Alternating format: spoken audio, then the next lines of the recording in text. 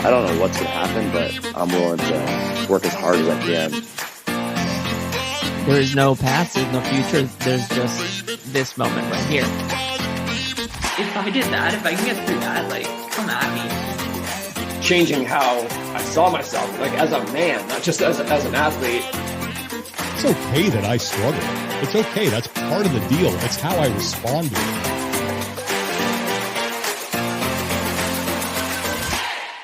This is the Limitless Athlete Podcast. I'm Tom Foxley, founder of Mindset Rx'd and your host. And today I'll be talking about why athletes get frustrated.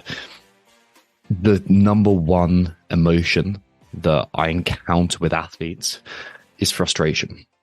And this is particularly at the beginning of their time working with me. It's like frustration around not progressing quickly enough, frustration around still battling that mindset challenge. It's frustration about looking back at months of training and realizing that actually I wish I was further on. And kind of frustration with performances too. Like, I know I'm a better athlete than that, and I didn't give a good representation of myself. There's a bunch of reasons that athletes get into this place, this state of frustrated, and they stay frustrated too. I'm going to show you 7 of these today. The first one is kind of the one that overarches everything, and that is a failure to accept reality. If I gave you a barbell and you didn't know how much was on it, you wouldn't know how much force to put in that barbell. Similarly, if you're not accepting reality the way it actually is, you don't know how to apply yourself to that. You don't know which plan is going to save you. You don't know how to change that.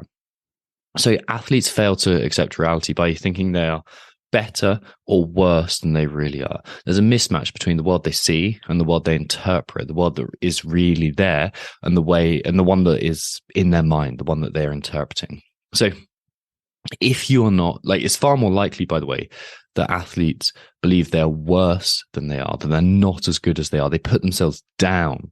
And this is what I see a ton, as opposed to the other side of things, which is believing this kind of arrogant perspective of I'm better than I actually am.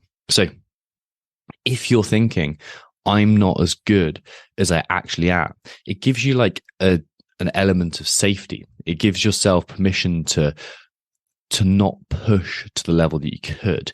And if you're on the other side, this side where you're thinking, actually, I'm better than I actually am, again, you're not accepting reality, which just creates a mismatch between your plan and the world, and that creates frustration. So the first step here is accepting reality. Second thing, shiny object syndrome. Shiny object syndrome is a classic problem in today's culture, this kind of FOMO, and particularly in athletes that we work with. My mentor, Brian Grasso, said simplicity plus consistency equals success. There's other proverbs that go with this as well. Like, Rome wasn't built in a day. You hear that the whole time. And then I've just did a quick bit of Googling before this and found this great Dwayne "The Rock" Johnson quote of success isn't always about greatness. It's about consistency. Consistent hard work leads to success. Greatness will come.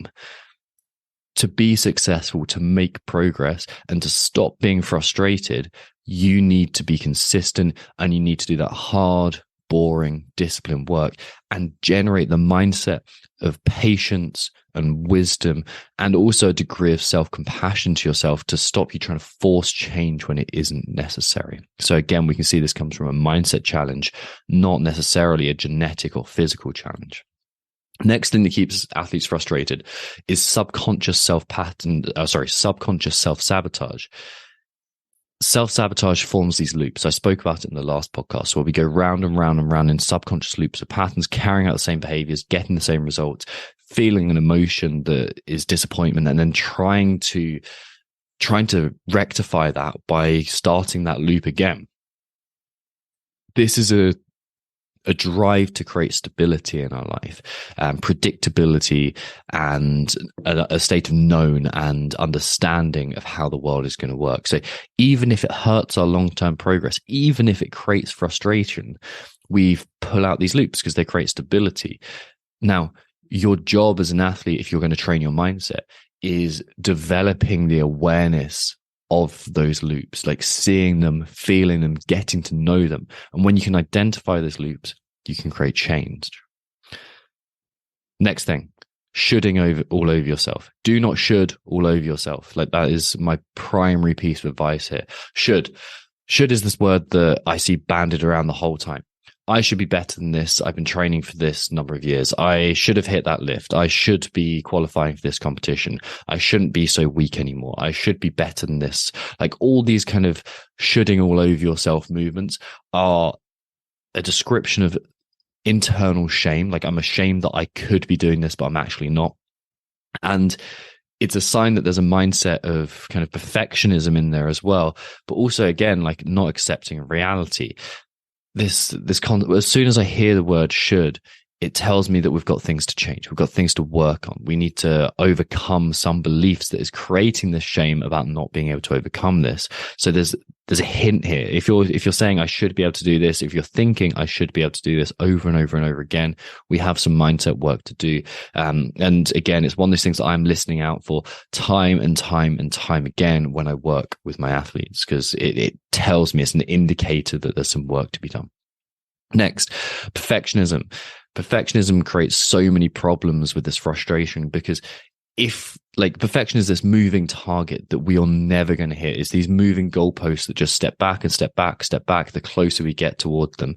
Perfectionism, for some stupid reason, is heralded as a valuable virtue that we should seek. But in my experience with working with athletes, and also with myself, when we pursue perfectionism, it's not only unrealistic, but it's impossible to hit, and it creates so much frustration. Instead, we should aim for excellence. There's that word should, so it's an interesting thing. We can aim for that word excellence and go toward being the best we possibly can, and focusing on progress, not perfection. I know it's trite. I know you've heard this so many times, but progress really is a possibility in any given moment. You can make progress right now, but you can never be perfect. So aiming to be perfect is just going to create frustration. It's just going to, frankly, piss you off.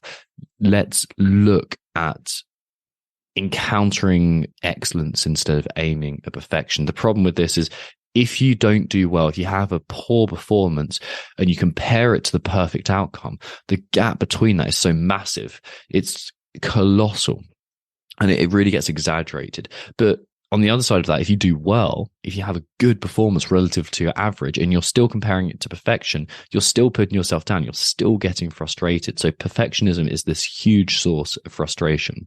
The second to last piece here is pressure, putting yourself under pressure. It's like, I feel pressure to be this perfect athlete. Again, perfectionism. I feel pressure to maintain this image that I've got with other athletes, and I encounter pressure time and time again. I've got pressure to perform at this level because I once did, and now I feel like I have to hit that. But your best performances, they don't come when you put pressure on yourself. They come when you have the right amount of pressure and the right amount of freedom. They're like two opposing forces that create whatever you're doing in the best way possible. It doesn't matter whether you are trying to improve your relationship or trying to be the best athlete you possibly can be.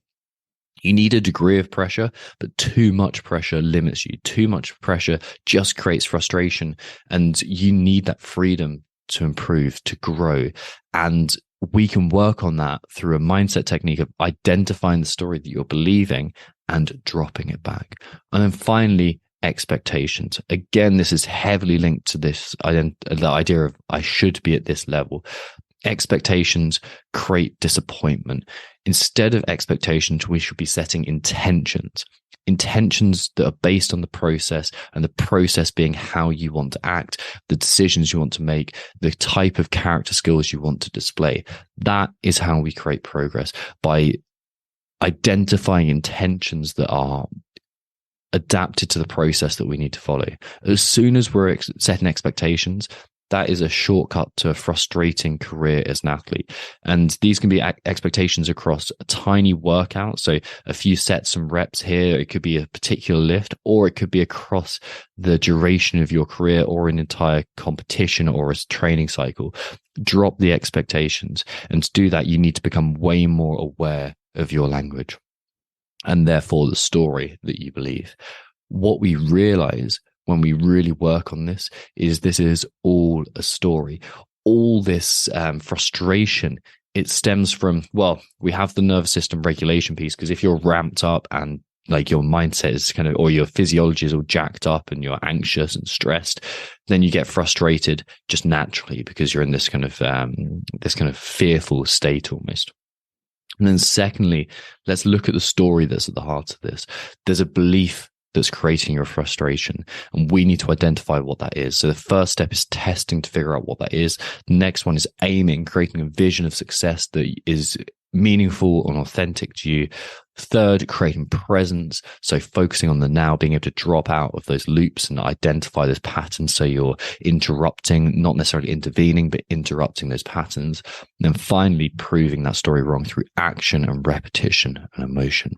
And that is how you move away from frustration. And that's how I work with my athletes to overcome this frustration, the regulation piece, and then the rewiring piece. That is what we focus on. So if you enjoyed this podcast, please leave a 5-star review. And thank you to those of you who are sharing it on Instagram. Really appreciate that. And I will speak to you very soon.